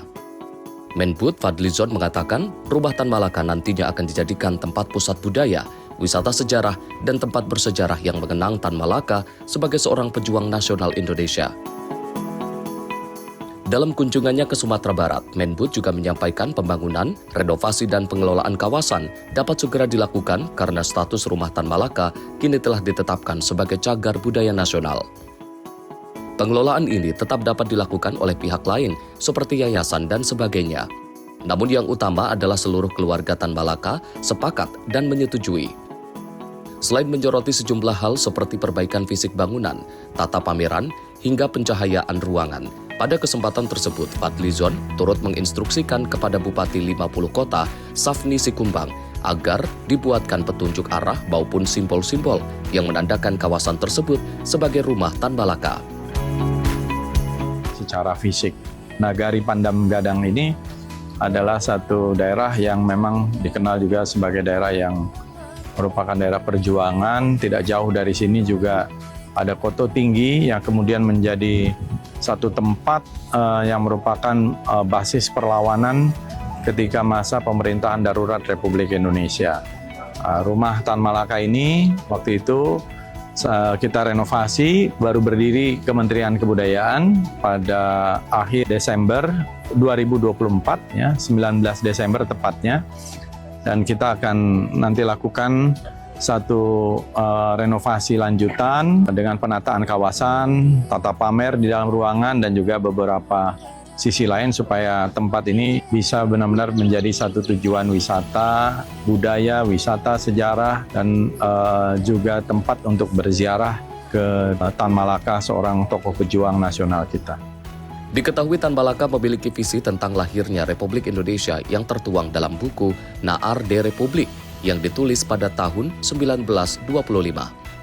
Tan Malaka juga dikenal sebagai seorang pemikir dengan karya-karya penting seperti Madilog dan Dari Penjara ke Penjara. Perjuangan Tan Malaka sangat dihargai dan dihormati oleh pejuang lain, termasuk Bung Karno. Tan Malaka ditetapkan sebagai pahlawan nasional pada tahun 1963. Tim redaksi Sinpo TV melaporkan. Kementerian Pendidikan Tinggi, Sains dan Teknologi mendorong seluruh lulusan SMA Unggul Garuda untuk mengikuti seleksi beasiswa untuk berkuliah ke luar negeri. Adapun seluruh siswa binaan Sekolah Unggul Garuda untuk dapat bersaing secara terbuka dengan sekolah lain di tanah air. Direktur Strategi dan Sistem Pembelajaran Transformatif Kementerian Pendidikan Tinggi, Sains dan Teknologi, Ardi Vidyartini, mengungkapkan persaingan mendapatkan beasiswa terbuka secara luas. Tini menjelaskan lulusan SMA Unggul Garuda seperti salah satunya di SMA Negeri Unggulan MH Tamrin harus mengikuti seleksi beasiswa Garuda Sarjana maupun beasiswa lainnya untuk mendapatkan kesempatan berkuliah di luar negeri. Saat ini para murid di SMA Unggul Garuda Transformasi memiliki keuntungan seperti program penguatan dan pembinaan sejak awal sehingga dapat bersaing dalam hal seleksi beasiswa. Hal ini disampaikan Tini saat jumpa pers di SMA Negeri Unggulan MH Tamrin pada Senin pagi. Bersaing lagi. Karena mereka sudah kita berikan pembekalan, kita sudah berikan konseling khusus dan lain-lain, dan berbagai program di SMA Unggul Garuda Transformasi yang tidak didapatkan di berbagai sekolah yang lain gitu ya. Jadi memang mereka bersaing lagi. Tapi tentunya kita juga memperhatikan, terutama yang sering menjadi catatan adalah bukan hanya dapat LOE di A, di B, di C, tetapi bidangnya ini sebenarnya relevan nggak sih dengan kebutuhan atau prioritas nasional gitu. Lebih lanjut, pemerintah memperhatikan relevansi program studi yang dipilih sesuai dengan kebutuhan program prioritas nasional saat ini, sehingga mampu terjaring dengan tepat. Dari Jakarta, Max Munte, Azizul Hakim, Simpo TV melaporkan. Pemerintah memastikan program Sekolah Garuda tetap memberikan ruang minat bagi peserta didik di bidang sosial humaniora. Adapun memang saat ini pemerintah tengah mencetak sumber daya manusia yang unggul di bidang sains, teknologi, rekayasa, dan matematika atau STEM untuk dapat bersaing dengan negara maju lainnya. Kementerian Pendidikan Tinggi, Sains dan Teknologi tengah mendorong talenta baru melalui program SMA Unggul Garuda Transformasi untuk bidang sains, teknologi, rekayasa, dan matematika atau STEM. Secara teknis, Direktur Strategi dan Sistem Pembelajaran Transformatif Kemendikti-Saintek, Ardi Vindiartini, menjelaskan penekanan minat terhadap bidang STEM tidak mengesampingkan peran penting keilmuan sosial humaniora atau SOSHUM melalui program ini. Dirinya menekankan langkah pemerintah menggenjot talenta di bidang STEM, tak lain tak bukan adalah untuk bersaing secara kompetitif dengan negara maju lainnya, yang memiliki persentase talenta STEM di atas 30 hingga 40%. Hal ini disampaikan Tini saat jumpa pers di SMA Negeri Unggulan FH Tamrin, Jakarta pada Senin pagi. Kalau misalnya buka beasiswa garuda.ri di Kemdikti-Saintek, di situ sudah ada bidang-bidangnya. Jadi adik-adik dari awal sudah diajak untuk mengeksplorasi ke situ. Tapi kita tidak bisa memaksakan kan, karena saya kayaknya nggak ke situ deh minatnya. Nah, nanti eksplorasi minatnya ini bagaimana cara mengeksplorasinya, program itu yang juga salah satunya dikembangkan di SMA Unggul Garuda Transformasi, berkolaborasi dengan sekolah. Mungkin pernah mendengar college counseling yang tadi diceritakan oleh adik-adik yang 4 orang tadi. Kita juga bisa melihat peran dari college counseling ini menjadi sangat penting ya. Mungkin nanti dari sekolah juga bisa menceritakan bagaimana program college counselingnya sudah ada, tetapi kemudian dengan adanya program SMA Unggul Garuda Transformasi lebih matang, exposure-nya menjadi lebih banyak, college counselor-nya juga jadi lebih terpapar dengan berbagai strategi yang penting dan seterusnya. Dari Jakarta, Max Munte, Azizul Hakim, Simpo TV melaporkan. Kita beralih ke informasi lain, pemirsa. Ketua Umum Partai Demokrat Agus Harimurti Yudhoyono menanggapi perihal posisi PDI Perjuangan yang dinilai abu-abu terhadap pemerintah. AHY mengatakan bahwa perbedaan sikap politik merupakan hal yang wajar dalam demokrasi, namun kritik yang disampaikan kepada pemerintah harus bersifat konstruktif dan tidak memecah belah. Ketua Umum Partai Demokrat Agus Harimurti Yudhoyono menyampaikan partainya pernah memiliki pengalaman berada di dalam maupun di luar pemerintahan. AHY mengatakan jika berada di dalam koalisi pemerintahan, maka perannya harus menjaga kelancaran program pemerintah. Sedangkan jika berada di luar pemerintahan, harus memberikan kritik yang membangun, bukan untuk memecah belah bangsa. Kami juga pernah di oposisi, kami pernah menjadi the ruling party, sehingga bisa dikatakan Demokrat itu punya kelengkapan dalam pengalaman dan track record.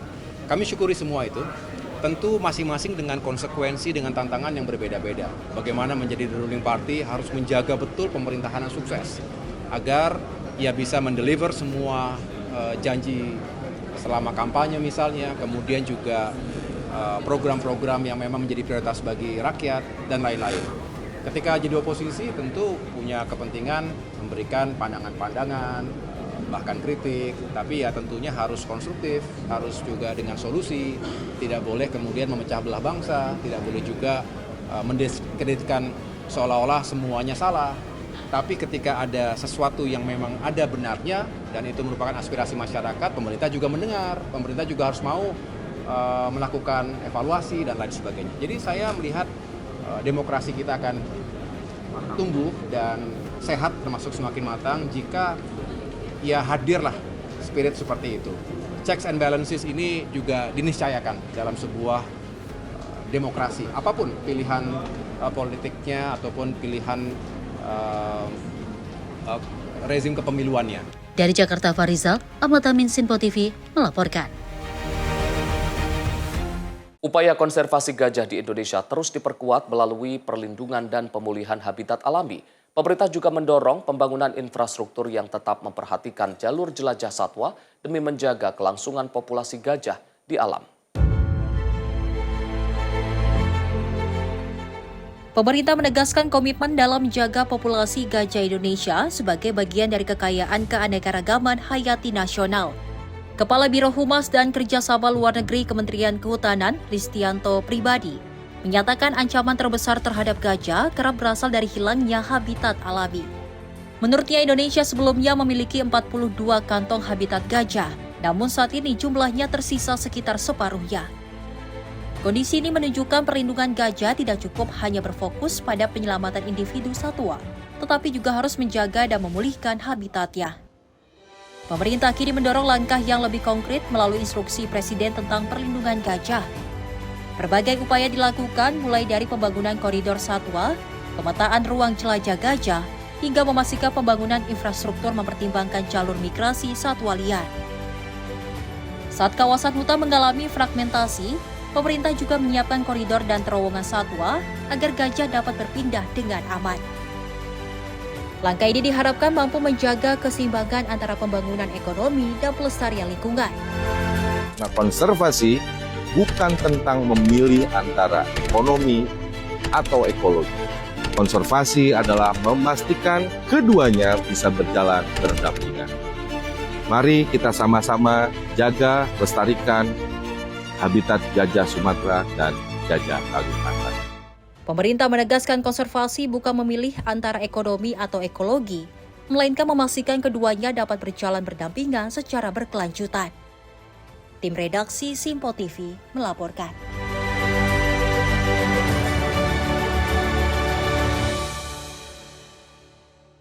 Dirjen Kementerian Imigrasi melantik 13 pejabat baru. Simak informasinya usai jeda. Menyapa Indonesia Pagi. Segera kembali.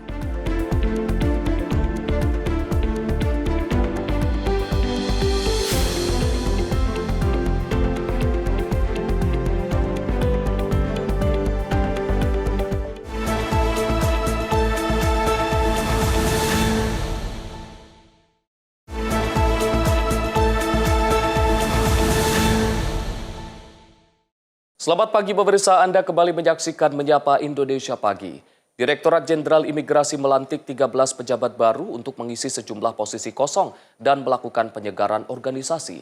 Pelantikan ini diharapkan mampu memperkuat kinerja sekaligus meningkatkan kembali kepercayaan publik terhadap layanan keimigrasian. Ya, mudah-mudahan semuanya pejabat yang dilantik ini akan amanah, ya, akan bisa merespon dan kemudian bisa kembali merebut kepercayaan publik. Direktorat Jenderal Imigrasi melantik 13 pejabat baru yang terdiri dari pengisian jabatan kosong dan rotasi pejabat secara berkala. Pergantian ini dilakukan menyusul adanya pejabat yang memasuki masa pensiun, serta kebutuhan penyegaran organisasi, guna menjawab berbagai tantangan di bidang keimigrasian. Adapun proses pengangkatan pejabat ini dilakukan melalui mekanisme seleksi internal dengan memperhatikan persyaratan formal, kompetensi, dan profiling calon pejabat. Langkah tersebut dilakukan untuk memastikan pejabat yang dilantik memiliki kapasitas dan integritas dalam menjalankan tugas di Kementerian Imigrasi. Ya, jadi ada 13 pejabat yang dilantik. Jadi itu ada beberapa yang mengisi kekosongan dan ada beberapa juga yang terjadi pergeseran. Jadi kita melakukan penyegaran secara berkala. Nah, ya mungkin teman-teman juga tahu ini kan ada yang pasti ada 2 kekosongan terkait ya ada dan juga ada yang pensiun terkait dengan masalah yang kita yang kemarin ada di Jakarta Barat dan di Jawa Barat. Oh iya pasti dong. Pasti. Jadi itu melalui kita artinya ada proses internal di kita namanya P31, kita melakukan proses seleksi dulu.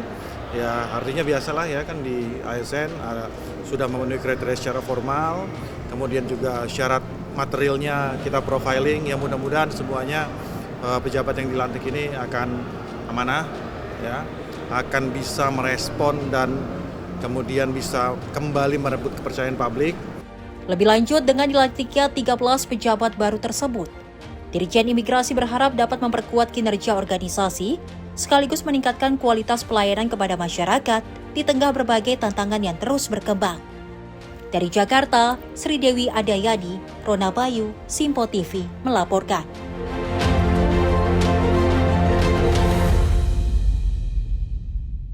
Direktorat Jenderal Imigrasi memastikan pihaknya akan bersikap kooperatif dalam mendukung penyelidikan Komisi Pemberantasan Korupsi terkait dugaan korupsi pengurusan tenaga kerja asing atau TKA. Imigrasi juga mengaku telah melakukan langkah cepat untuk menutup celah penyalahgunaan kewenangan di internal kementerian. Dan kita lihat apakah benar-benar di dakwaan itu ada. Kalau itu ada, monggo dibuka. Kami juga sudah menghimbau kepada seluruh jajaran untuk bersikap kooperatif terhadap KPK.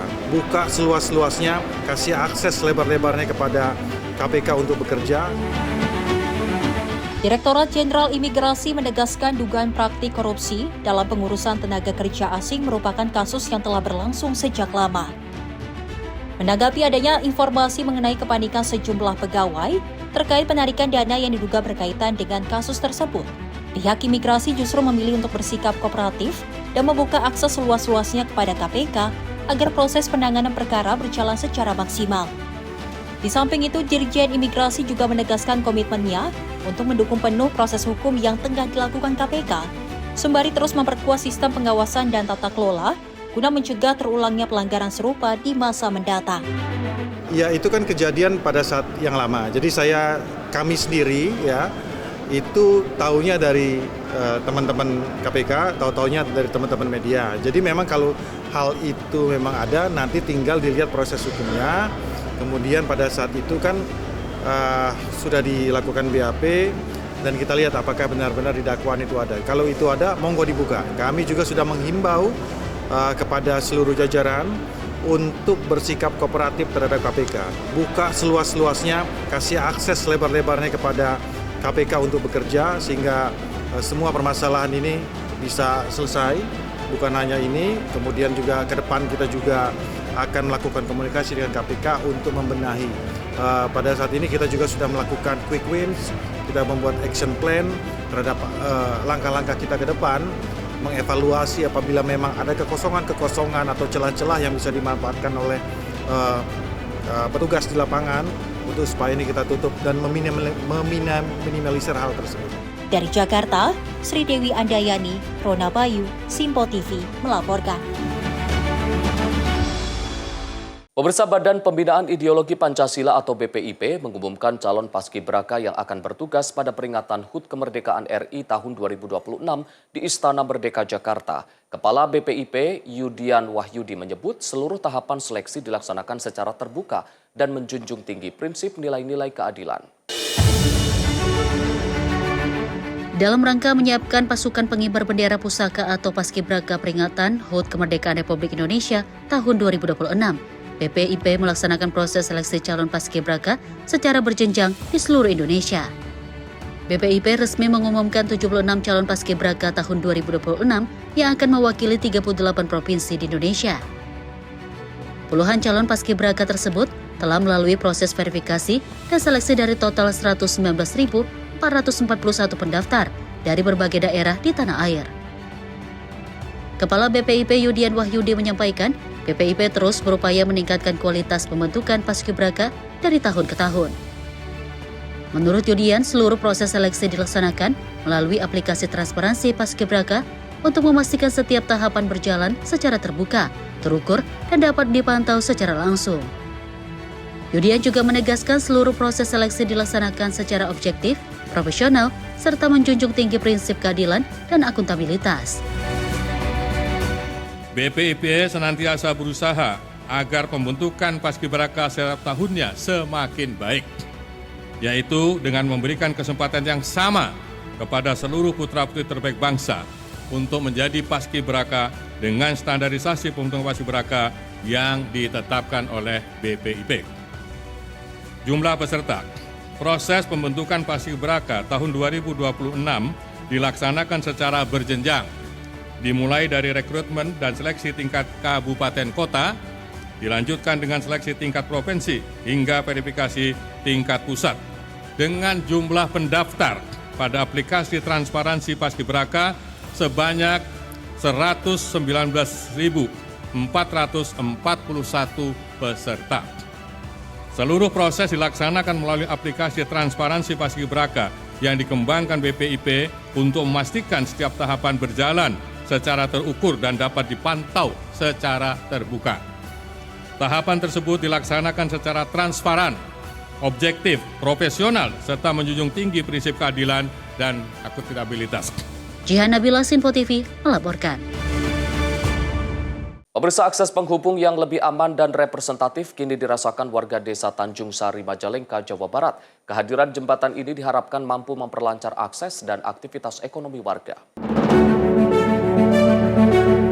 Jembatan gantung perintis Garuda yang berlokasi di Desa Tanjung Sari, Kecamatan Sukahaji, Kabupaten Majalengka, telah rampung dibangun dan siap dimanfaatkan masyarakat. Jembatan yang melintasi Sungai Ciyongko tersebut memiliki panjang 32 meter dan lebar 1,5 meter, dengan konstruksi yang aman untuk digunakan saat musim hujan. Pembangunan jembatan gantung perintis Garuda merupakan bagian dari program pembangunan yang diinisiasi Presiden Prabowo Subianto untuk memperkuat konektivitas antar wilayah masyarakat pedesaan. Kehadiran jembatan memberikan manfaat langsung bagi 1.472 warga yang selama ini membutuhkan akses penyeberangan yang lebih aman dan efisien. Dalam keterangannya, Dandim 0617 Majalengka, Letkol Infanteri Fahmi Guru Rahayu menyampaikan, pembangunan jembatan ini merupakan bentuk komitmen TNI dalam membantu meningkatkan kesejahteraan masyarakat. Warga pun menyambut hadirnya jembatan dengan penuh syukur dan menyampaikan terima kasih kepada Presiden Prabowo dan TNI yang telah membangun akses jembatan. Warga mengaku kini akses transportasi dan aktivitas ekonomi menjadi lebih mudah dan juga aman. Jihan Nabila, Sinpo TV, melaporkan. Pembangunan infrastruktur di daerah terus didorong untuk memperkuat konektivitas dan mendukung perekonomian masyarakat di Bengkulu. Jembatan perintis Garuda di Kelurahan Taba Penanjung kini resmi rampung dan disambut antusias oleh warga. Jembatan perintis Garuda sepanjang 120 meter yang membentang di atas Sungai Rinduhati di Kelurahan Taba Penanjung, Kota Bengkulu, kini resmi selesai dibangun dan siap digunakan masyarakat. Kehadiran jembatan gantung tersebut menjadi akses penting bagi warga, khususnya untuk menuju lahan pertanian, perkebunan, dan persawahan. Pembangunan jembatan merupakan hasil kolaborasi antara Satgas Jembatan Kodim 0407 Kota Bengkulu, pemerintah kelurahan, dan masyarakat setempat.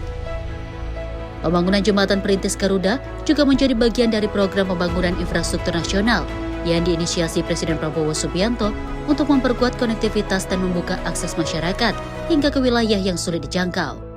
Selain mempermudah akses warga, jembatan tersebut juga diharapkan dapat memperlancar distribusi hasil pertanian sehingga mendorong peningkatan perekonomian masyarakat setempat. Jihan Nabila, Sinpo TV, melaporkan.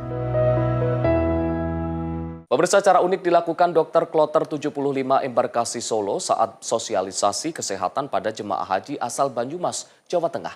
Menggunakan bahasa ngapak, sosialisasi dinilai efektif diterima jemaah dari berbagai usia. Orang kue, orang ngomong, selalu meriang. Orang kue. Inilah aksi Dr. Putri, tenaga kesehatan Kloter SOC 75 asal Banyumas saat menyampaikan sosialisasi bahasa ngapak yang dipilihnya untuk memudahkan pemahaman jemaah. Sosialisasi ini penting karena jemaah SOC 75 baru saja tiba di Madinah setelah menjalani rangkaian puncak ibadah haji di Mekah. Dalam sosialisasi, jemaah diingatkan untuk menjaga kondisi kesehatan, mengantisipasi cuaca panas Madinah, dan saling menjaga, khususnya bagi jemaah lansia dan disabilitas. Bahasa ngapak itu adalah bahasa sehari-hari dari kita, terutama dari jamaah di Kabupaten Banyumas. Nah, tujuannya adalah menggunakan bahasa ngapak agar lebih mudah dimengerti, terutama untuk jamaah yang lansia. Karena banyak jamaah lansia kita yang tidak mengerti bahasa Indonesia, sehingga bahasa ngapak ini lebih mudah dimengerti dan masuk ke dalam pengertian dari jamaah-jamaah haji itu sendiri. Sosialisasi yang disampaikan dalam bahasa ngapak ini mendapat apresiasi jemaah. Materi sosialisasi dinilai lebih efektif terserap dan dipahami jemaah dari berbagai usia, khususnya lansia. Ini kan heterogen jamaahnya ya.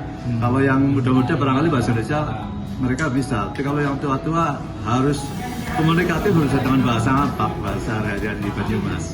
Mungkin lebih maksimal ini ya, sangat efektif ya dibandingkan kalau maksimal menggunakan bahasa Indonesia ya murni ya. Kayaknya yang lansia yang tua-tua ini kurang bisa memahami semuanya. Dengan ini kan ada guyon-guyonnya juga, ada humor-humornya. Dalam sosialisasi, digalakan juga kampanye penggunaan Oralit demi menjaga hidrasi dan elektrolit tubuh, serta penggunaan masker untuk mencegah penularan penyakit selama berada di Madinah. Dari Madinah, Arab Saudi, Ferdi Setiawan, Sinpo TV, Media Center Haji 2026 melaporkan. Sementara itu, pemirsa, citra positif tersirat dari jamaah haji asal Indonesia di Tanah Suci. Salah satu di antara di Masjid Nabawi, Madinah, Arab Saudi. Ketertiban dan kedisiplinan jemaah haji Indonesia terlihat ketika memasuki Raudhah Masjid Nabawi.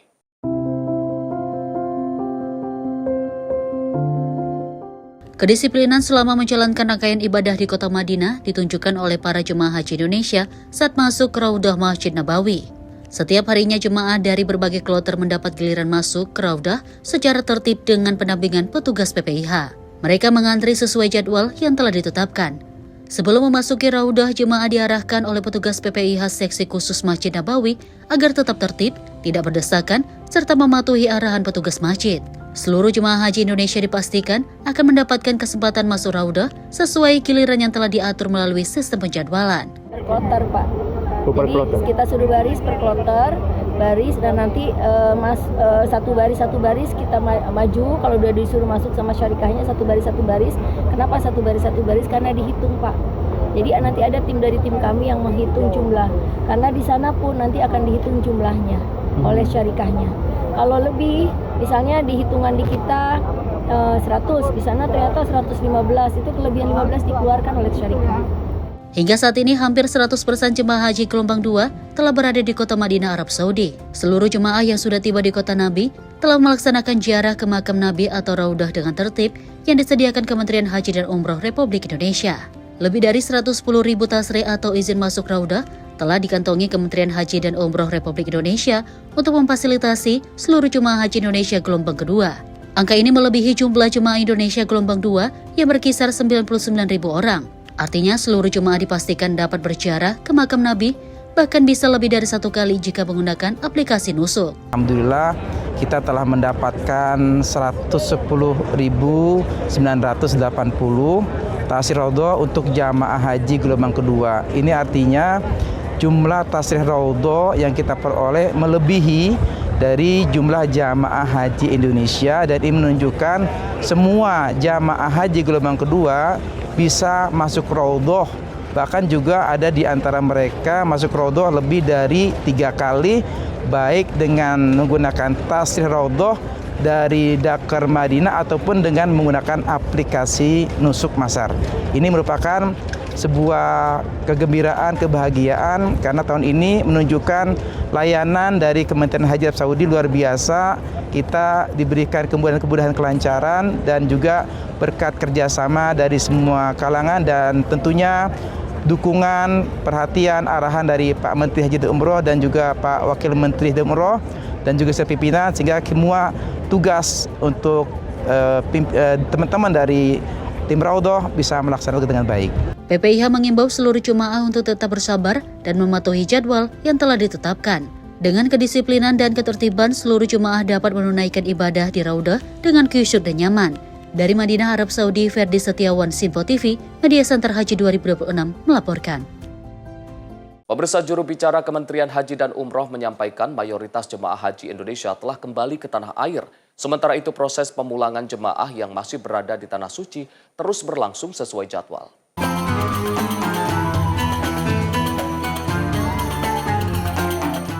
Lebih dari 70% jemaah haji Indonesia telah kembali ke tanah air hingga hari ke-21 fase pemulangan dari Arab Saudi.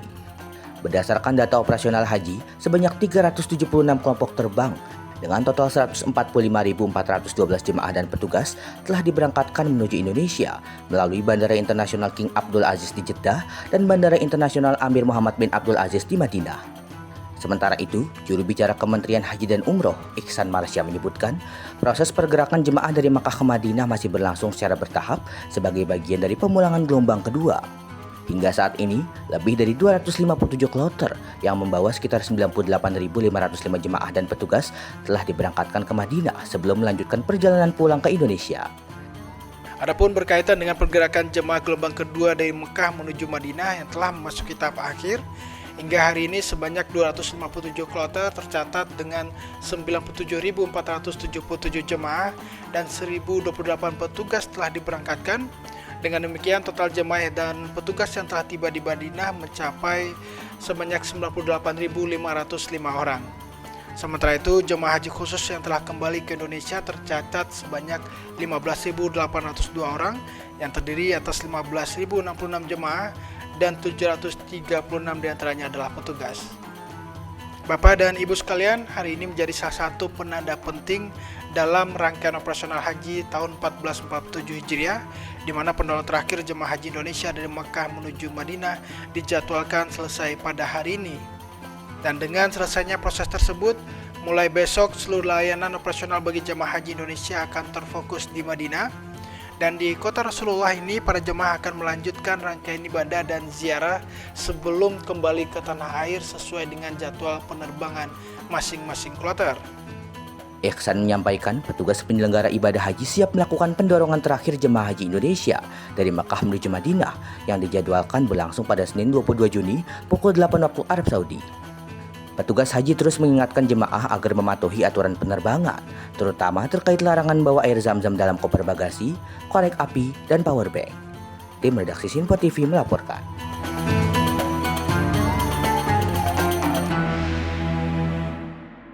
Pemirsa, setelah gelaran ibadah haji selesai dan menjelang kepulangan, banyak dari jemaah haji yang kini berburu kuliner dan mendatangi destinasi wisata di Tanah Suci. Tidak jarang bagi para jemaah haji yang kangen dengan jajanan kuliner khas Indonesia, salah satunya adalah bakso Teh Java, signature yang berada di tempat wisata Jabal Uhud. Seperti apa berikut informasinya.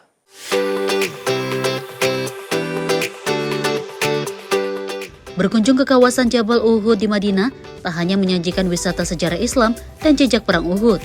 Di kawasan ini pula tercium aroma kuah gurih yang akrab di lidah orang Indonesia. Disinilah berdiri The Java Signature Uhud, tempat makan milik Chef Omar atau Muhammad Sarwono Thoyibi Al-Akhir, yang setiap musim haji dan umroh tiba selalu ramai dikunjungi jemaah haji maupun umroh. Menu andalannya adalah bakso khas Indonesia, bukan hanya diburu jemaah dan wisatawan Indonesia, tetapi juga menarik minat warga lokal Arab Saudi dan warga Asia Tenggara lainnya seperti Malaysia, Brunei, dan Singapura. Kalau ke Indonesia makan makanan Indonesia mestilah bakso. Bagus. Sangat bagus. Sebab apa? Bakso ini daging dia banyak daging. Jadi satu kali cuba best. Sudah best.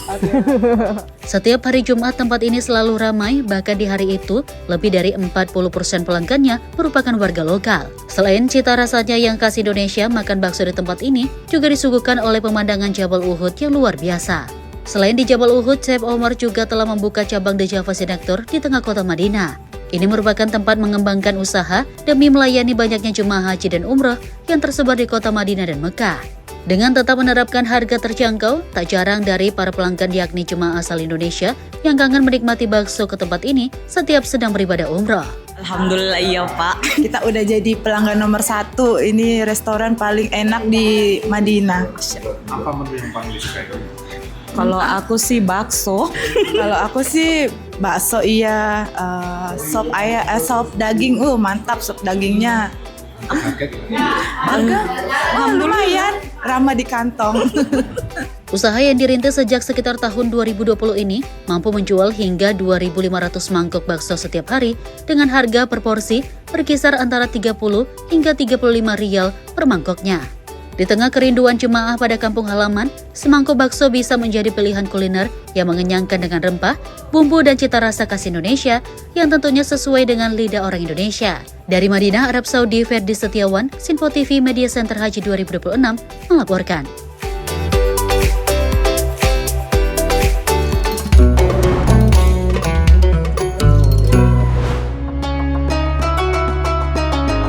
Di tengah arus jemaah dari berbagai penjuru dunia, tercium aroma yang tak asing bagi lidah Indonesia, seperti bakso, soto, dan beragam masakan Nusantara. Semua diracik oleh seorang perantau asal Cilacap, Jawa Tengah, Muhammad Sarwono Thoyibi Al-Akhir. Namun banyak orang mengenalnya sebagai Chef Omar. Ia mengembangkan usaha kuliner di Madinah dengan nama The Java Signature. Namun kisah ini bukan tentang kesuksesan yang datang secara instan. Sebelum menjadi pengusaha, Omar menjalani hidup seperti banyak pekerja migran Indonesia lainnya. Bekerja untuk majikan, menerima gaji bulanan dengan hari libur yang terbatas. Tetapi di balik rutinitas itu tersimpan satu mimpi besar. Dalam mewujudkan impiannya, Chef Omar tidak terburu-buru memulai. Hampir 11 tahun Omar memilih belajar. 5 tahun di Madinah, sisanya di Mekah. Mengamati budaya, mempelajari ekonomi, memahami karakter masyarakat, hingga akhirnya ia menemukan satu keyakinan bahwa bisnis di luar negeri tidak cukup hanya dengan modal uang, tetapi juga pemahaman dan legalitas. Insya Allah dengan bekal pembelajaran bersama orang-orang yang pernah saya hadapi, saya lillahi ta'ala udah nekat apapun yang terjadi, naik turun lagi atau drop lagi, saya udah yakin sama Allah saya akan berkarya di bidang makanan yang sesuai apa harapannya para jamaah umroh atau jamaah haji atau mukimin atau orang Indonesia yang menikah sama orang-orang Timur Tengah termasuk Saudi Arabia. Bagi Chef Omar, kuliner tak sekedar urusan memasak. Makanan adalah cerita tentang ekonomi, kesehatan, psikologi, dan hubungan antar manusia. Dari setiap pesanan ia belajar membaca karakter. Ada yang suka pedas, ada yang menyukai rasa gurih, dan baginya setiap tamu membawa cerita yang berbeda. Secara global, food kuliner itu mencakup semua ilmu. Bisa merasakan berbagai macam karakter juga ketika ada tamu ngobrol sesaat, sebentar, mungkin nanya-nanya sebentar, itu kadang saya ngambil sisi positifnya, membaca karakter mereka supaya saya lebih memahami dan akhirnya saya bisa menciptakan rasa itu. Meski tak pernah mengenyam pendidikan formal kuliner, Omar belajar secara otodidak. Hingga satu hari ia memberanikan diri mengikuti audisi MasterChef Indonesia. Bahkan saat pendaftaran telah ditutup, ia tetap datang membawa harapan. Dan keberanian itu membukakan pintu. Pengalaman tersebut menjadi titik penting yang memperluas wawasan dan jaringan persahabatannya. Omar meyakini banyak berkah dari profesinya sebagai tukang masak atau chef. Dan pekerjaan yang paling mahal sebetulnya tukang masak. Tamu negara dimanapun, kerajaan dimanapun paling tinggi, ketika ada tamu yang disuguhkan pertama kali pasti makanan. Yang membuat tukang masak. Jadi nikmatnya, berkahnya, terjun di dunia makanan itu berkahnya banyak. The Java Signature menjadi tempat bertemunya berbagai bangsa. Cita rasa Indonesia tetap menjadi identitas, namun tingkat pedas dan karakter menu disesuaikan dengan selera konsumen dari berbagai negara, khususnya Indonesia. Bakso dan masakan Nusantara tak lagi hanya menjadi milik Indonesia, tetapi menjadi bahasa yang bisa dinikmati siapa saja. Dan mimpinya belum selesai.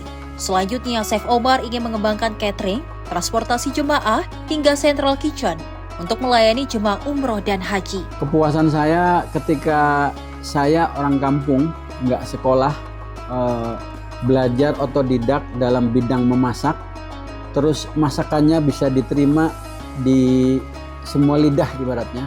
Itu suatu kebanggaan bagi saya yang luar biasa, karena saya orang kampung, orang desa, bisa membuat masakan dan bisa diterima di lidah mereka. Dan itu kayak ngimpi tapi itu terjadi gitu. Lahir dari keluarga sederhana, lulusan SMP, pernah nyantri, pernah merasakan kerasnya merantau, namun ada satu pesan dari ibunya yang terus ia pegang. Jangan pernah serakah terhadap dunia dan jangan menyakiti orang lain meskipun kita disakiti.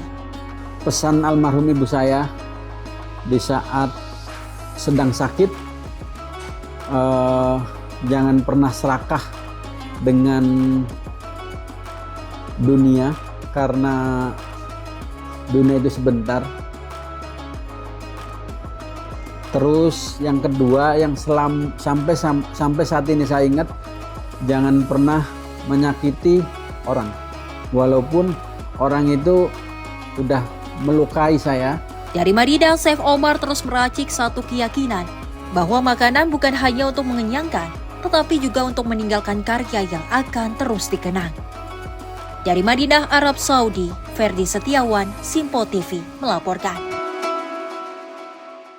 Pemirsa, jurnalis Al Jazeera gugur dalam serangan di Gaza. Simak informasinya usai jeda. Tetaplah bersama kami di Menyapa Indonesia Pagi.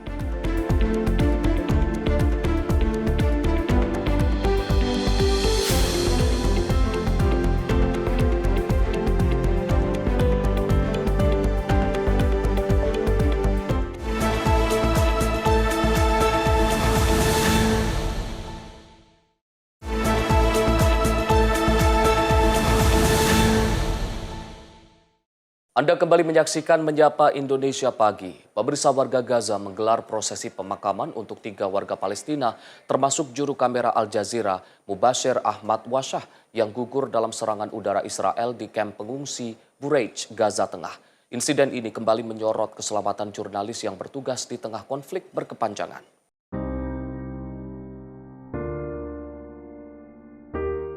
Keluarga dan warga berkumpul mengelilingi jenazah para korban sambil melangsungkan prosesi pemakaman dan menyampaikan duka mendalam. Koresponden Al Jazeera Ashraf Al-Siraj menegaskan kematian rekannya tidak akan menghentikan kerja jurnalistik di Gaza. Ia menyatakan para jurnalis akan terus menyampaikan informasi meski menghadapi resiko besar. لماذا قتلت إسرائيل أحمد وشاح؟ لأنه يغطي الفقراء، لأنه يغطي أن إسرائيل دمرت المدارس، لأنه يقول إن إسرائيل دمرت المستشفيات، لأنه يقول إن إسرائيل تحاصر الفلسطينيين في قطاع غزة. لهذا السبب قتل أحمد وشاح، لهذا السبب قتل محمد وشاح، لهذا السبب قدمت قافلة من الزملاء الصحفيين، أكثر من 263 صحفيا يقتلون ونحن نودعهم في ذات المكان. قبل شهرين ودعنا محمد وشاح الذي قتلته إسرائيل أيضا. ماذا تريد منا؟ تريد منا أن نسكت؟ لن نسكت. ها هي تقتل ونحن نتحدث ونقول للعالم أجمع إن هنا قضية يجب أن يعرفها العالم، إن إسرائيل تقتلنا، إسرائيل تبيدنا وتحرمنا من التعليم وتحرمنا من الدواء، تحرمنا من أبسط مقومات الحياة. Menurut Pusat Media Palestina, serangan yang terjadi pada Sabtu 20 Juni 2026 menewaskan Ahmad Wasyah yang berusia 25 tahun serta menyebabkan sejumlah orang terluka. Di sisi lain, militer Israel menyatakan operasi tersebut menargetkan sosok yang disebut sebagai operatif sayap militer Hamas yang juga bekerja sebagai jurnalis foto Al Jazeera. Dalam pernyataannya, IDF menyebut target dihabisi dalam serangan presisi di Gaza Tengah. Al Jazeera menolak tuduhan tersebut dan menyatakan pihaknya Israel berulang kali menyampaikan klaim yang mereka sebut tidak berdasar terhadap staf media. Menurut jaringan tersebut, langkah itu digunakan untuk membenarkan penargetan terhadap jurnalis yang meliput kondisi di Gaza. Tim redaksi Sinpo TV melaporkan. Kita beralih ke informasi Piala Dunia 2026. Pemirsa, di tengah gelaran Piala Dunia tak menyurutkan semangat warga diaspora Kolombia di Meksiko untuk menyalurkan hak pilih mereka. Di tengah dukungan kepada tim nasional, para diaspora tetap mengikuti putaran kedua pemilihan presiden negaranya. Suasana Global Village di kawasan Bosque de Chapultepec dipenuhi para pendukung Kolombia yang datang mengenakan atribut tim nasional. Namun di balik meriahnya Piala Dunia, perhatian mereka juga tertuju pada pemilihan presiden di negaranya. Sejumlah warga Kolombia mengaku telah memberikan suara melalui konsulat Kolombia di Mexico City. Mereka menilai, meski berada ribuan kilometer dari tanah air, partisipasi dalam menentukan masa depan negara tetap menjadi tanggung jawab setiap warga. Di tengah antusiasme Piala Dunia, perbedaan pilihan politik juga mewarnai kalangan diaspora Kolombia. Meski demikian, mereka sama-sama berharap pemilihan berlangsung damai dan menghasilkan pemimpin terbaik bagi Kolombia. Menurut otoritas pemilu Kolombia, lebih dari 1,4 juta warga Kolombia yang tinggal di luar negeri terdaftar memiliki hak pilih dalam pemilihan presiden tahun ini. Tim redaksi Sinpo TV melaporkan. Ribuan warga memadati jalanan Paris, Prancis dalam aksi bertajuk March Against Racism atau Mars Melawan Rasisme. Aksi ini digelar sebagai respon terhadap meningkatnya kekhawatiran atas diskriminasi dan menguatnya pengaruh kelompok sayap kanan jauh di Prancis. Para peserta berkumpul di pusat kota Paris sebelum melakukan pawai sambil membawa spanduk dan plakat bertuliskan pesan-pesan anti-rasisme. Mantan anggota Parlemen Eropa, Jean-Luc Mélenchon juga terlihat bergabung dalam barisan aksi bersama ribuan peserta lainnya.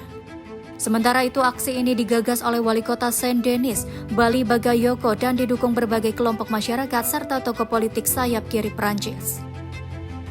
Dalam orasinya, penyelenggara menegaskan bahwa mobilisasi masyarakat menjadi jawaban terkuat untuk menghadapi menguatnya gerakan sayap kanan jauh di Prancis. Face à l'extrême droite, une seule réponse solide existe. La mobilisation de chacun et chacune d'entre nous, pas uniquement des formations politiques, mais aussi de celles et ceux qui font l'honneur en fin de compte des valeurs du pays, c'est-à-dire vous, vos voisins, vos voisines, les jeunes, tous celles et ceux aujourd'hui qui voient avancer l'extrême droite et qui nous disent, yeux dans les yeux, que nous ne laisserons pas faire. Résistance! Résistance!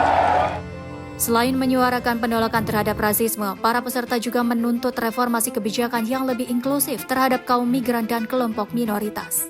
Aksi ini berlangsung di tengah meningkatnya debat politik menjelang pemilihan Presiden Prancis 2027, di mana isu imigrasi dan identitas nasional masih menjadi salah satu topik utama. Tim redaksi Sinpo TV melaporkan. Pemirsa, Perdana Menteri India Narendra Modi bergabung dengan puluhan ribu warga dalam perayaan Hari Yoga Internasional di kota Kolkata, Minggu waktu setempat. Dalam kesempatan tersebut, Modi mengajak masyarakat menjadikan yoga sebagai bagian dari gaya hidup sehat dan aktivitas sehari-hari. Ribuan peserta memadati kawasan Red Road di Kolkata untuk mengikuti sesi yoga massal yang digelar dalam rangka Hari Yoga Internasional. Rekaman video menunjukkan Narendra Modi, Perdana Menteri India, berlatih yoga bersama masyarakat dengan melakukan berbagai gerakan secara serentak. 35.000 orang diperkirakan berpartisipasi dalam kegiatan yang mengusung tema Yoga for Healthy Aging atau yoga untuk penuaan sehat. Dalam sambutannya, Modi menegaskan bahwa yoga kini telah menjadi gerakan global yang menyatukan masyarakat dari berbagai negara dan latar belakang. पूरा विश्व एक दूसरे से जुड़ा हुआ नजर आ रहा है और यही तो योग की ताकत है। योग सबको जोड़ता है, योग सबको साथ लाता है। मैं इस अवसर पर पूरे विश्व को, संपूर्ण मानव समुदाय को अंतर्राष्ट्रीय योग दिवस की बहुत-बहुत शुभकामनाएं देता हूं। Menurutnya, yoga bukan hanya sekedar olahraga, melainkan juga menjadi sarana untuk menyatukan kesadaran, energi, dan kehidupan manusia. Modi menyebut bahwa kekuatan yoga terletak pada kemampuannya membangun kebersamaan dan menciptakan hubungan antar manusia di seluruh dunia. Modi juga menyoroti program pemerintah India bertajuk Yoga 365 yang bertujuan memperluas partisipasi masyarakat dalam praktik yoga sepanjang tahun. Menurutnya, jutaan orang dari lebih dari 130 negara telah berpartisipasi dalam program daring selama 100 hari terakhir. Acara ditutup dengan interaksi Modi bersama peserta dan peninjauan sesi yoga massal yang terus berlangsung di lokasi kegiatan. Hari Yoga Internasional kembali menjadi ajang perayaan global yang mendorong gaya hidup sehat, sekaligus memperkuat posisi yoga sebagai warisan budaya India yang telah mendunia. Tim redaksi Sinpo TV melaporkan. Seorang seniman asal Argentina mengubah bola sepak jalanan bekas menjadi karya seni yang mengabadikan sejarah dan momen bersejarah Piala Dunia. Di tempat workshopnya, tepatnya di kota Buenos Aires, Peti Lopez melukis bola-bola sepak bekas dengan ilustrasi tokoh legendaris, lambang federasi, dan momen ikonik dari setiap edisi Piala Dunia. Proyek bertajuk World Glories ini dimulai pada 2013 dan terus bertambah satu koleksi setiap Piala Dunia berakhir. Kini koleksinya mencapai 22 bola yang mewakili seluruh edisi turnamen hingga tahun 2022. Lopez mengaku memilih menggunakan bola bekas karena baginya benda tersebut menjadi simbol masa kecil dan budaya sepak bola jalanan di Argentina yang telah melahirkan banyak pemain besar seperti Diego Maradona dan Lionel Messi. Berkat keunikannya, koleksi World Glories telah dipamerkan di sejumlah lembaga budaya dan instansi bergengsi di Argentina, termasuk Museum Evita dan Gedung Kongres Nasional. Tim redaksi Sinpo TV melaporkan.